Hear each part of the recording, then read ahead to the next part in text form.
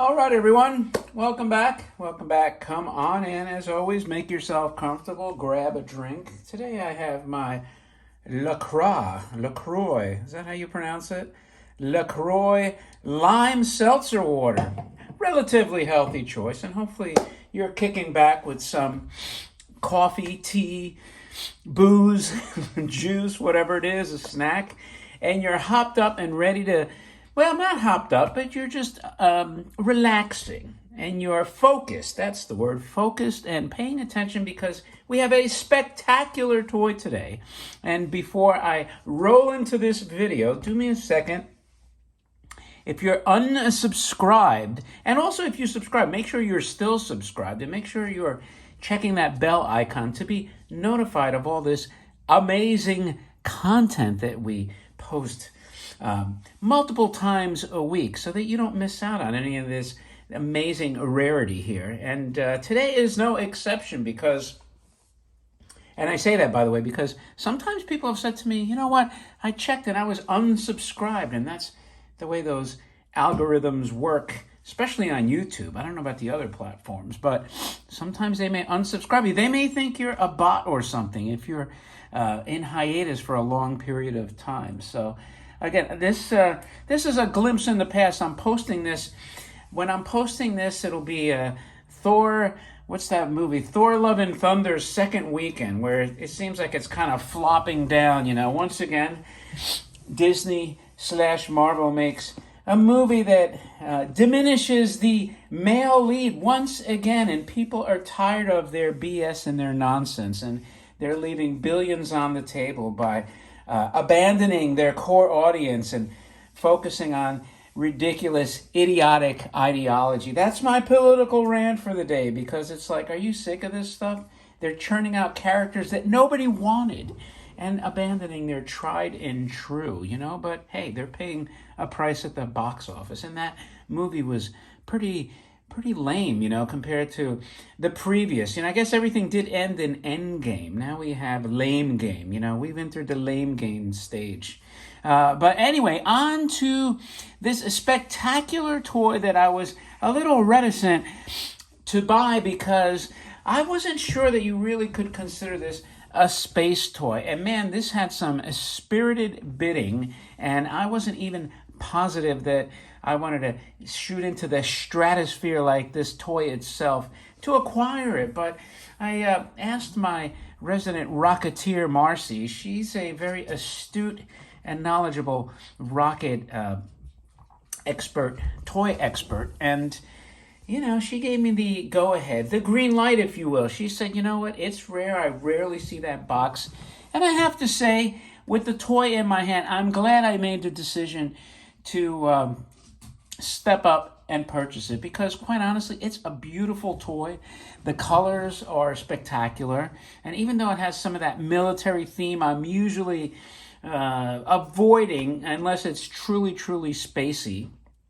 I kind of like that. So let's start with the box. It's a label box, which I've grown to love. I used to avoid the label boxes, but now I appreciate them more. This is an Alps toy, by the way. You could see here by their cool little logo right there in the Swiss Alps, I guess, even though it's Japan. Does Japan have their own version of the Alps?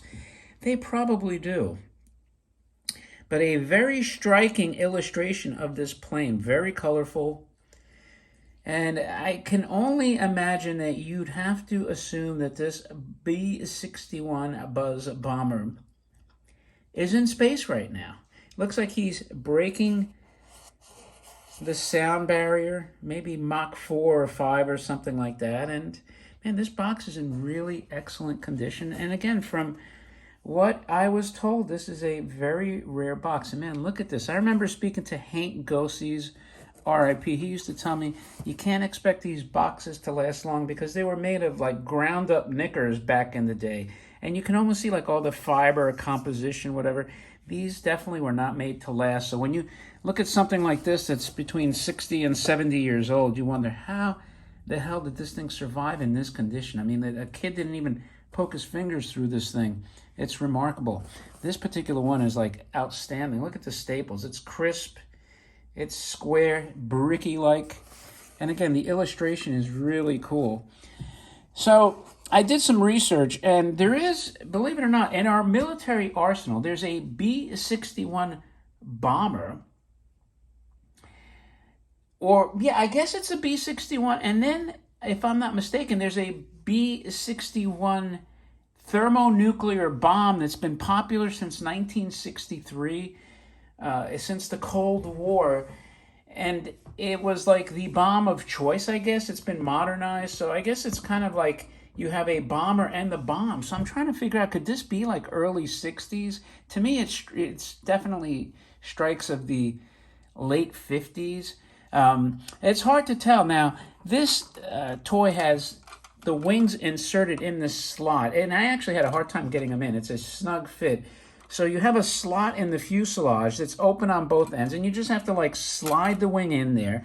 Usually, most of the planes I've had, this is the first one that has the body perforated all the way through, where you have to slide it, and it's sealed. Other than that, you can see the bottom here. And there's actually lithographed on one of the panels, well, in the middle of the wing, it said bottom, so you know which the bottom is. But they look the same, top and bottom. You can see here some nice litho details, thin wheels. This has a thin strip of rubber, but I mean, again, no real flat spots. And here's the cool Alps logo lithoed right there. Nice yellow and blue. This blue has that teal look that I love so much, that used on a lot of the 50s space toys. So I'm going on the assumption this is 50s, and somehow they were in the know. Maybe the B-61 came out earlier, it was designed earlier. Now here's your rubber nose cone, and this has some of the deterioration, but it's intact. I would imagine a lot of these fell off. Now here's a clip that would, you know, hold your wing in place. I haven't even, you know, pushed it down, but here, if you want to get that wing down like that, it's kind of cool. This is very Art Deco, the rib look over here. Right, that'll keep your wing in place. And it has GM 544. I don't know what that stands for. You have gels here. Now, an interesting feature that I haven't seen in any other bomber or plane or rocket, this, I don't know what this apparatus is. It has this rubber top to it, but it's connected to the flint. And I'm going to see if I can show you back here. I still, you know, I don't want to do a lot of it because I don't want to wear out the flint, but I got some sparking. I'm going to see if I can see that spark right there. So you're still getting sparking, but not only that, like this aperture here, this arm moves up and down. If I can get it on camera. See that? It's hard to, let me see if I can do it this way. This thing is popping up and down right there. I don't know if that's making it. So I don't want to do too much of it because this flint, amazingly, is still sparking after all these years. So rather than push it with the friction to wear out what little bit left of that flint there is, I'll just like zoom it along like this. Pretend like it's buzzing. Now he took off. See, if I do it without ruining the friction or grinding out that flint, I could actually have him take off. See? Anyway, so that's your very rare, especially box, but your extremely rare Buzz Bomber B-61 by Alps. That's in absolutely amazing condition for a 70-ish-year-old toy that's still freaking sparking, if you could believe it. I think I showed you enough of it. I mean, I'll go over one last bit of the details. You have like the lightning bolt pattern, the United States Air Force. It's just the colors, you know, the reds, the blues, the yellows. That classic like transitional period of the, you know, kind of like later 50s before you got into the 60s. So I think it's very cool. And these colors kind of like were faded out by, you know, probably by the, you know, mid-ish 60s. You just didn't have these kind of colors, and not to the degree you had them back then. So anyway, let me know what you think of this toy. I don't see it too often, and if you like it, let me know. If you have one, let me know. And if you like the video, please thumb it up. And as always, if you're a lurker or you're not subscribed, please subscribe.